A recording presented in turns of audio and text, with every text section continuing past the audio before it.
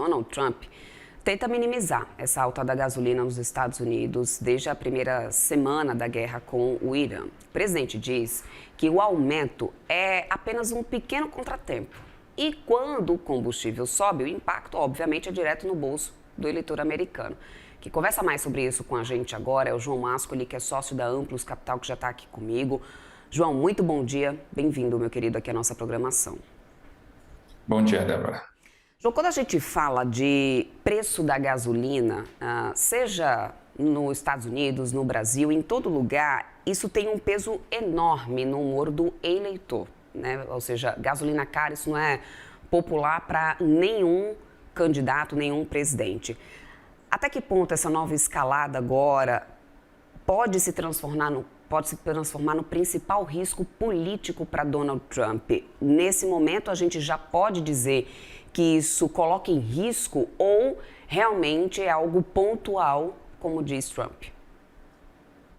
Esse ponto que tu destacou, ele é muito importante porque a gasolina, diferente de outras commodities ou outros preços, ela está estampada diretamente aí na rotina de todo mundo, principalmente no mercado americano, que ele tem repasses mais rápidos do aumento da gasolina. Então, a gente já teve notícias aí no final de semana, mesmo com a subida do petróleo, com toda essa questão dos conflitos no Oriente Médio, os valores já estavam subindo. Então, isso reflete no bolso do eleitor e também na expectativa futura dele. Isso, sem dúvidas, ela é um dano de imagem para todo e qualquer político, e ainda mais lá nos Estados Unidos, que a gente tem um processo muito importante aí nos próximos meses. Agora, olhando nesse momento e pensando que a gente tem já a decisão de política monetária batendo a porta, né? Ou seja, o cenário que a gente tinha lá em janeiro era um e agora o mundo inteiro lida com outro cenário, que é com uma guerra, inclusive o Federal Reserve. Essa alta do combustível já pode afetar também as decisões de política monetária, João, nesse momento? Ou dá para segurar a situação, dadas essas falas de Donald Trump, de que vai ser uma guerra que vai acabar logo, de que eles já estão realmente derrotando o Irã, e inclusive devido a essa última fala de Trump de que ele está querendo tirar sanções de alguns países produtores de petróleo para poder tentar melhorar a oferta e baratear o preço do petróleo. Será que isso vai ser suficiente ou ainda assim a gente deve ver o Federal Reserve mudando a sua condição de política monetária? Bom, aqui a gente tem um ponto que ele é extremamente importante, que é a duração desse conflito. Uma coisa é o Donald Trump falar que vai desescalar, que as falas, principalmente de ontem, serão suficientes para amenizar valores de petróleo e toda essa questão. Só que a gente precisa entender que é necessário separar um pouco o que é retórica do que realmente é prática, mesmo com os preços do petróleo caindo daqueles valores que a gente viu na abertura do pregão de domingo de noite, segunda de manhã, os valores ainda estão mais altos.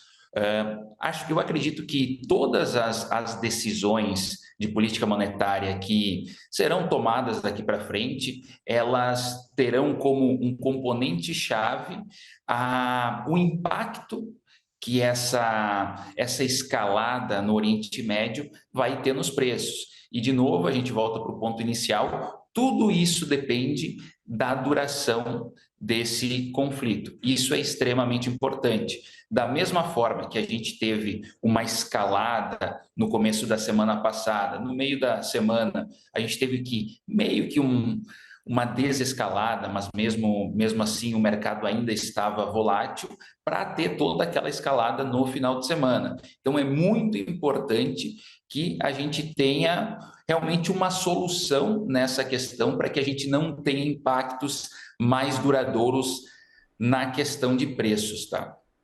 Bom, o fato é que, João, a gente também não tem tantas ferramentas assim para poder controlar o preço da gasolina, pelo menos, né? Não a Casa Branca. Quero entender na tua avaliação quais medidas que realmente pode ter um impacto prático no curto prazo. Uso de reservas estratégicas, aliás, a gente tem um G7 discutindo isso, né, paralelamente. Pressão sobre aliados produtores, flexibilização também de sanções, Donald Trump voltou a falar sobre isso, mas o que acaba sendo contraditório, porque ao mesmo tempo, se ele tira a sanção, por exemplo, da Rússia, ele pode estar alimentando a guerra no leste europeu, que é também um conflito que Donald Trump quer chegar num acordo de paz. Então, na prática, o que a gente pode ter como realmente positivo, com resultado efetivo, saindo do campo da narrativa? Perfeito. Isso mostra como toda essa questão geopolítica, a questão dos mercados, elas estão muito interligadas. A gente realmente tem um tabuleiro geopolítico que é o que move toda essa questão.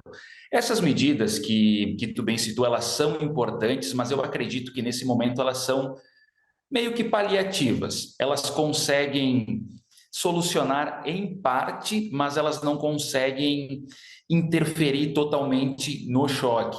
Para a gente ter uma solução mesmo, a gente precisa ter uma desescalada do conflito.